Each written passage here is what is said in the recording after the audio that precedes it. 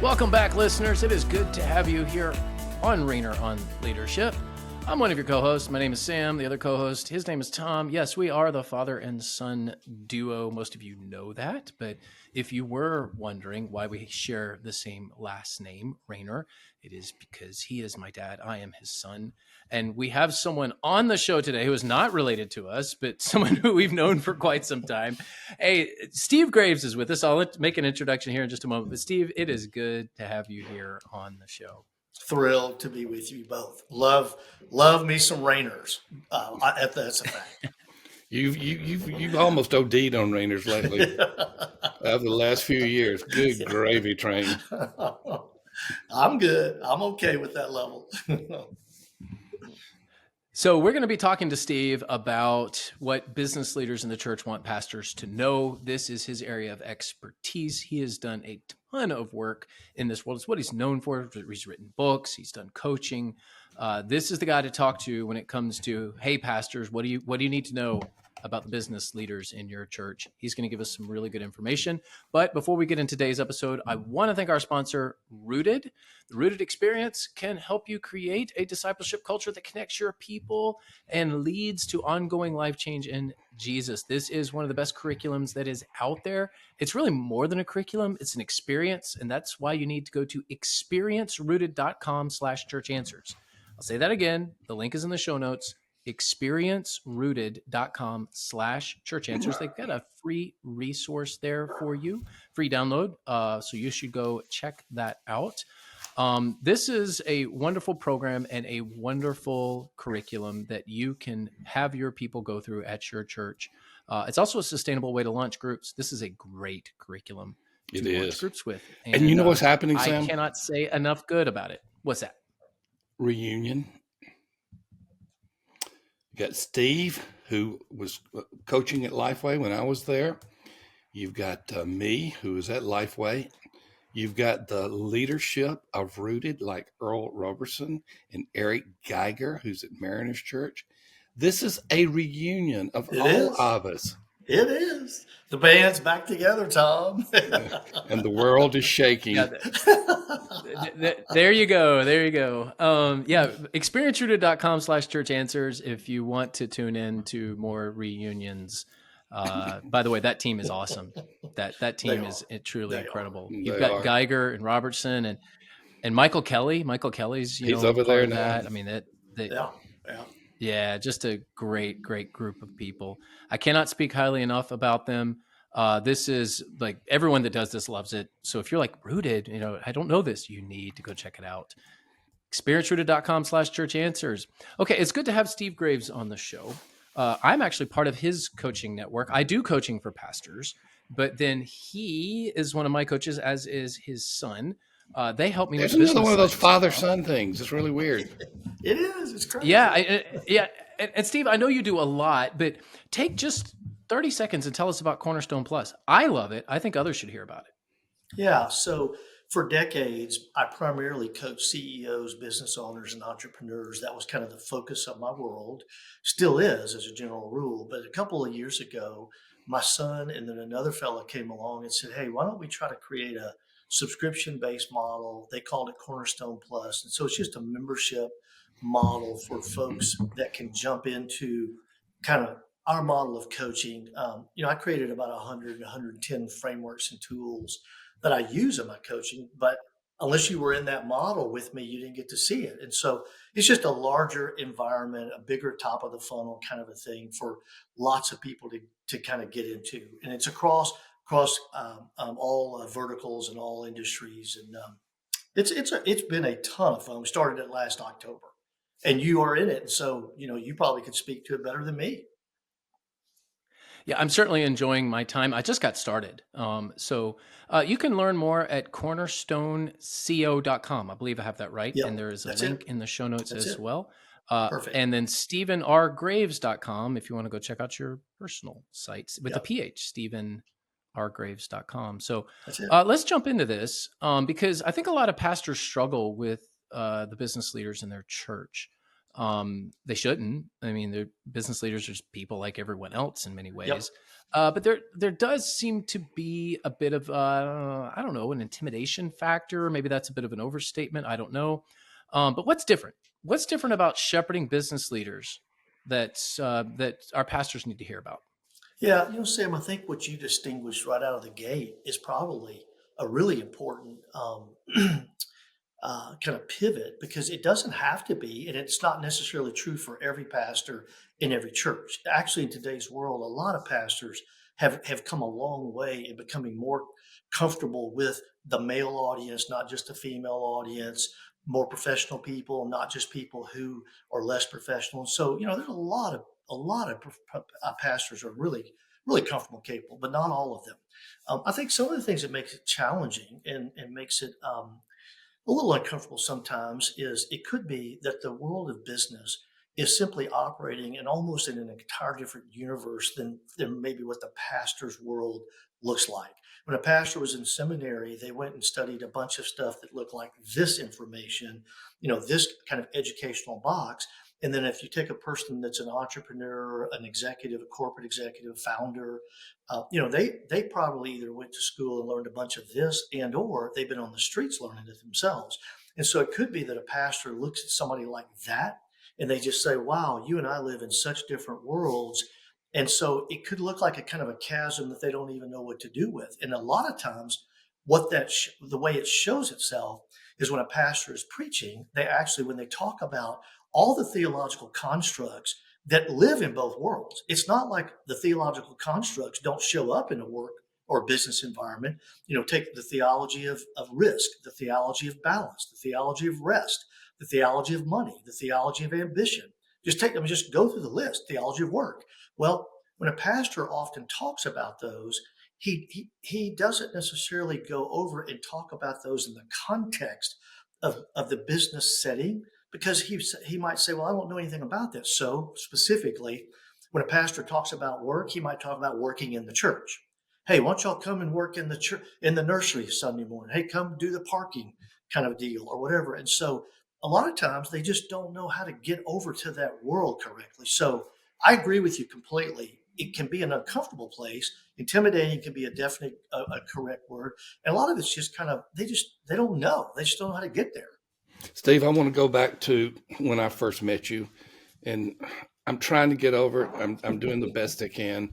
I met you in the context of Lifeway, where I was CEO, and you were primarily coaching Brad Wagner, who is our EVP, but me as well. You and I had a lot of interactions, and I want to tell you the two things that I think about when I think of Steve Graves that I can say on a podcast. Okay, so number one, you emphasized, taught us, and just reinforced the importance of culture, culture, culture, culture.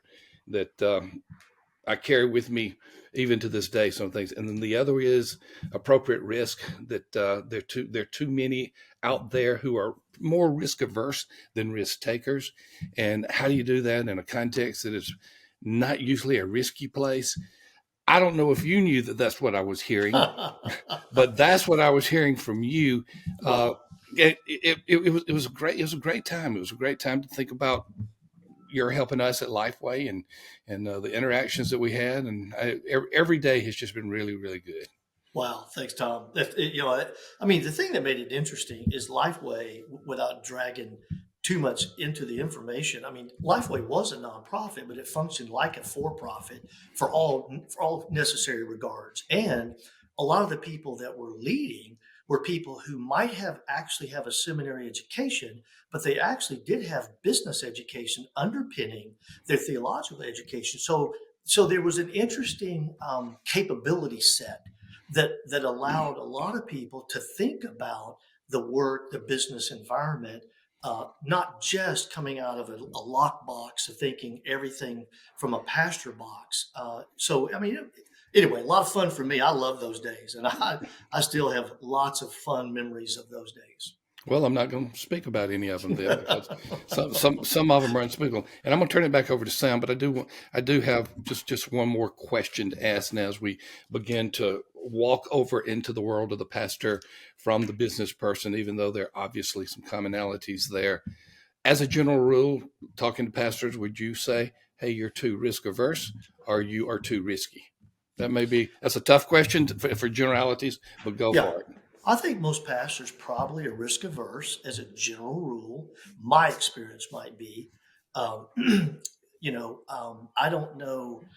A lot of times, if you see a pastor who has a lot of entrepreneurial muscles and they're doing a lot of pretty innovative things, maybe like an Eric Geiger that we mentioned earlier, or Earl, if they're planting churches or if they're spinning off, programs and projects that really are justice based or missions based or something like that, then they might have a much different profile. But I might argue that just if you take every pastor in the world, most of those pastors probably have a lower degree of risk. Would be my experience, Tom. But that's just me. I mean, what would you say? What would you guys say? Because you guys deal with more pastors than I would ever imagine. Clearly risk averse. Clearly risk averse. And here's the thing about it: you used to could get by with it. And many years ago, Steve, I wrote a book. I wrote a few books, but one of the books I wrote was called "Eating the Elephant," and Yeah. it's how do you lead a established church one bite at a time. I disavow most of the things I said in that book. There were some good things. No, I'm serious, because the culture and the age was such that you could lead a church in incremental change as opposed to dramatic change, and the church could survive. The church can no longer just wait. They have to move forward. It's such a dynamic culture. Change is all over the place. So, yeah, I'm going to agree with you. I'm going to be quiet and turn it back over to my son, who's Well, and Tom, actually, Tom, actually, Sam, before you take it and run, I couldn't agree with that more. I mean, I think when you wrote that book as a culture, no question, incremental managing, just that kind of a mindset, totally different. But uh, not only does the pastor need to do that because of the market and the environment we live in, but guess what? That's the new business person sitting in those seats that's right. versus back when you wrote that book, the business person in those seats, they were operating in a much different business environment. In today's world, True. a low risk profile is a really challenging thing in today's world in Well, any environment. the secretary will disavow any knowledge that I have writing that book at any time. All right, Sam, we'll finally give it back to you. We grabbed it and ran off in the corner on you. Hey, listen, I'm enjoying the banter and hearing you guys talk. There's a lot of wisdom in this digital room right now. So I am definitely fine to Well, be just in the back we and know just there's a lot of hearing what age, all Sam. of We know you have there's a to lot of say. age. Yeah, we know there's a lot of age in the digital room. Now, whether there's to the degree that equates to wisdom, that's up for grabs. The only way you gain wisdom, at least according to Proverbs, is through experience. So There you go. whether you have wisdom or not, we'll let the listeners decide. But you certainly have a lot of experience. We'll say it that way. Um, let's take a business term. Let's take a business term: opportunity cost, Yeah, and let's talk about what churches miss. What is the opportunity cost of not connecting with local business owners in your church or even outside of your church? yeah, great, precise question. Uh, you can probably go a couple of different directions. There's an opportunity cost with that individual leader themselves. Okay.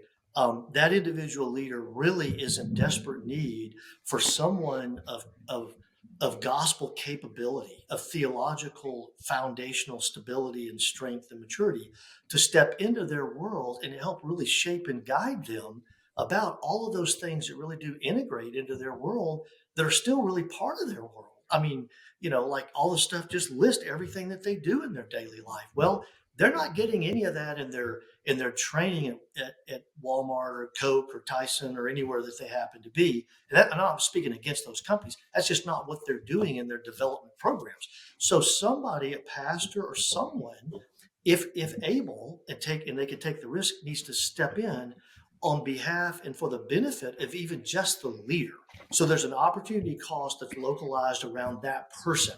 So just think, for example, if I'm in a church and that pastor is not helping step into my world, I might go 1 year, 5 years, 10 years, 15 years, 20 years, and I'm probably going to be growing in my career trajectory because I'm an ambitious person. I've got a lot of work ethic. I'm whatever. But guess what's happening? I'm not really taking the gospel in its robust fashion like it should be all the way through that climb with me. So there's an opportunity cost there just with me. So that's number one. Let me stop, and you want to comment and jump in on any of that before I roll? You roll on, man. That was good stuff. Let's hear part two. Okay. So there's an opportunity cost isolated to the individual leader themselves. Um, and then all the tentacles that connect to that person, like family and all that stuff. Okay.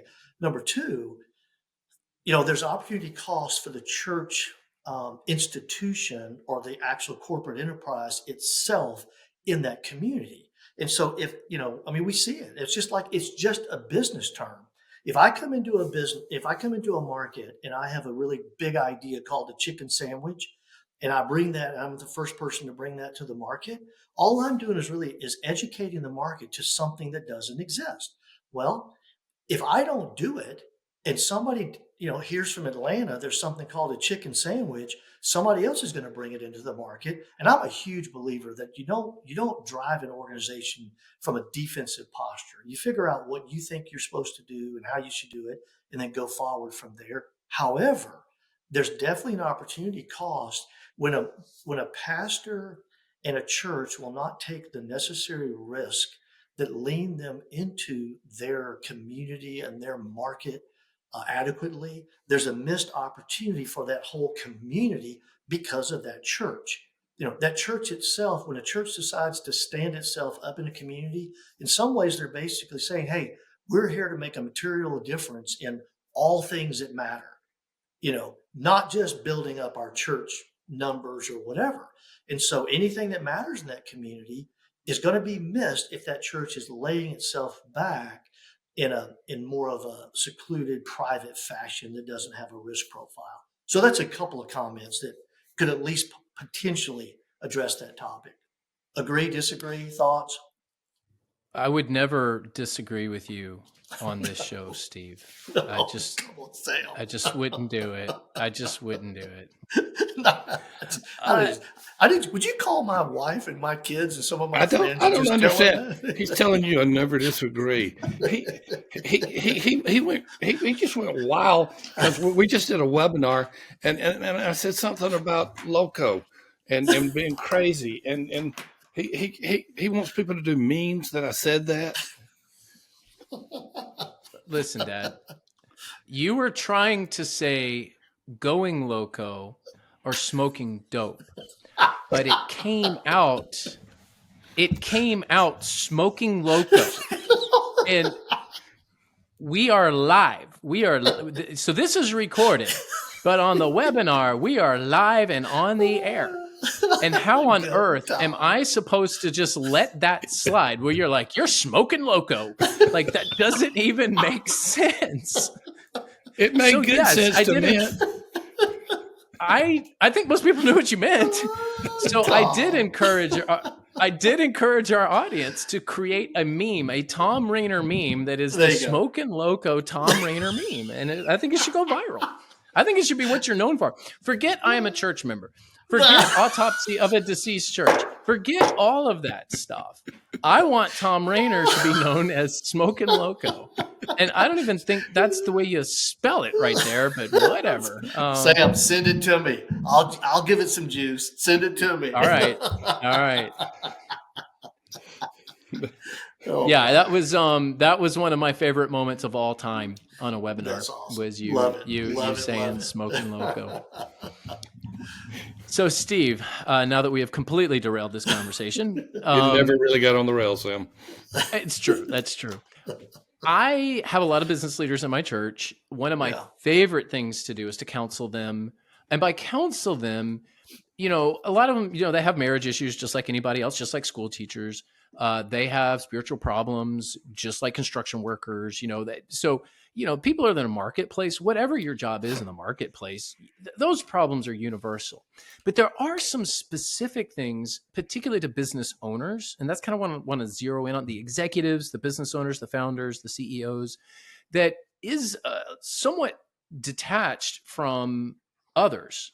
And it's very similar, that loneliness that they feel is very similar to what senior pastors feel. Yeah, absolutely. And there is a relatability that I think we're missing out on as lead pastors, particularly with those senior level leaders in organizations. Now, it could be a school superintendent. It could be the administrator of the hospital. It could be a business owner. There's several senior leaders in your community. It could be a politician, whatever it is. That is a lonely position. You lead pastors understand the loneliness of that role. There is a way to relate with people and shepherd them. And so speak to that just a little bit about how, particularly to our lead pastors, about how they can connect with these senior level leaders on that basis alone. Yeah, I couldn't agree more, Sam. I usually add the word heaviness with the word Mm. loneliness for a senior pastor or a senior CEO or founder or business owner. And couldn't agree more with the parallel between those two vocational seats, those two career seats for sure. Like I mentioned early in the outset, I've been coaching CEOs for almost 4 decades now, and founders and business owners. And it's amazing. If I scroll back through my memory bank, I have a big long list of guys who had faith, but they were not very close inside to their pastor, their church community, and their kids were, their wife was. It was awesome, but like they were a lone duck. They never were able to connect to the pastor. And then I've got a whole nother group that is exactly what you're saying. They are very connected to the pastor. I've got a guy right now that's a client that took his company public today, rang the bell today. Okay. It's a second company he's taken public. And he happens to have a great connection with his senior pastor. And it's not because his senior pastor knows about how to take companies public, necessarily, but it's because his senior pastor has been able to identify with him close enough and be able to understand his world contextually, and then be able to speak the world of theology into his world that it makes enough sense, so that when they sit down and have a chat, or they go on a vacation, or they just have a lunch or a dinner or whatever, you know, it's not always about, hey, what can you do to help me build my church? Hey, what can you do over here to help me get my stuff accomplished? There's a little bit of exchange going both ways. Now, that doesn't mean that there's still not counseling or coaching times that are very specific if something needs to be done. But to your particular point, couldn't agree more. When a senior pastor can somehow help a business owner, a CEO, a founder, a president understand that they feel pretty lonely and pretty heavy themselves, often isolated. But when you feel that, you can say, hey, I'm one of your friends up here, man. I'm a peer of yours. These guys over here, it's amazing how they're looking for people that they can identify in that kind of relationship. So I couldn't agree more. And then what you do is you're able to speak into, how do you handle heaviness? How do you handle loneliness? What do you do with that? How do you process that? What do you do with that if you're an introvert? What do you do with that if you're an extrovert? What do you do if you're 30 years old? What if you do if you're a 60-year-old with a bunch of grandkids? How does it show up? And what is, and all that stuff. So contextualizing and then applying that into the context, I think, is pretty crucial. We could talk a You long bring time about this kind of stuff. It's good. Yeah, and you bring up a really good point about introverts and extroverts. And your personality is your personality, and introverts can be successful, extroverts can be successful. It's just your personality. But there is a level of connection that I think introverts can make with these business leaders. As an extrovert myself, I just want to bounce around and talk to everybody. And it's kind of like Oh I'm gosh. equally wanting to talk to everyone. But the Oh my introvert goodness. the introvert can be very strategic and know that business leader is going through a lawsuit. That business owner is considering selling the company. That business executive lost their key HR person, and they're really needing, Yep. they need Yep. to fill that position quickly. And do you know those worlds? No, but you do know the heaviness of that world, as you mentioned. You do know the pressure of that world, and you can relate. And I think introverts especially have an added ability to be able to just listen well. And honestly, that's what a lot of these executives are just looking for, because they get stuff thrown at them all day long. They've got to make decisions. They get decision fatigue like pastors do. They've got to make that, 20, 30, 40 decisions in a day, sometimes more than that. And all that they need is somebody to just sit down and go, hey man, let me hear you out. what is going on, and then pray with them. And it really is that simple. Love it. Totally agree with that.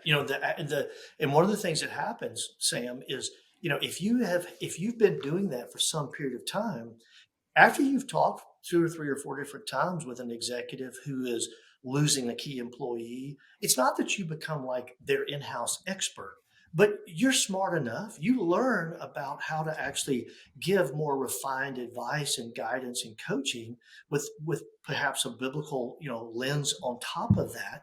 And I mean, they love that. They're not getting that from anybody else. I mean, nobody else is going to speak into that part of their world. So totally agree with that. Well, we've been talking with Steve Graves and doing a bit of reminiscing, some nostalgia, some wisdom. It's all been mixed in together. Steve, I really do appreciate you being on the show. Dad, it is your show. You kind of started it, so I'm kind of glad you're here too. Thank you, son. But I'm also excited about Upward, our sponsor. Love Upward. Listen, they've got this new running program for adults. You are crazy. You are loco, Sam. Well, yeah, you ran I love to 54 miles in a race this past week. 53. Okay, I exaggerated. Wow. Wilderness run. Wow. Double wow. And he came in 8th out of, what'd you have, about 3,000 runners? It was a big crowd. No, 300 or 400. But I did finish 8th. So it does put me in a kind of I was in a tier that I was not expecting to be in with the race. Yeah. So I do know a little bit about running, and I can speak that Upward, I can be an expert, a subject matter expert on this. They're awesome. They are. They really are. Now, here's the thing. Some of you go, I'm not running 53 miles. What are you talking about? I hope not. I hope there's some sane people in this world other than you get gravy train. This is a great program for somebody who's like, I would just like to start. It's a great program for someone who's like, I've got some experience here. You can do a 5K challenge. They'll help you get that 5K going. They've got a new Run Club app. You can track. You can build your community. It's customizable. This is what you need to do outreach through the running community. And let me tell you, that is a growing community. It's a very popular thing right now. You need to go visit. You need to, even the crazy people, the loco people need Jesus, Dad. So here's what you need to do. And the link is in the show notes. Upward.org/runcoach. Run coach. Upward.org/runcoach. Go check them out. Give them a call. Reach out to them. They can help you get this program going. So you may say, boy, yeah, the running community is really popular right now. It is. Tap into that with some outreach with your church, and you will not regret it. Hey, Steve, he's about to tell you goodbye, so I'm going to tell you goodbye too, because it's been great to reminisce. We need to sit around and just act like a bunch of old fellas and talk about things. I would love that. Now, Sam can officially tell you goodbye.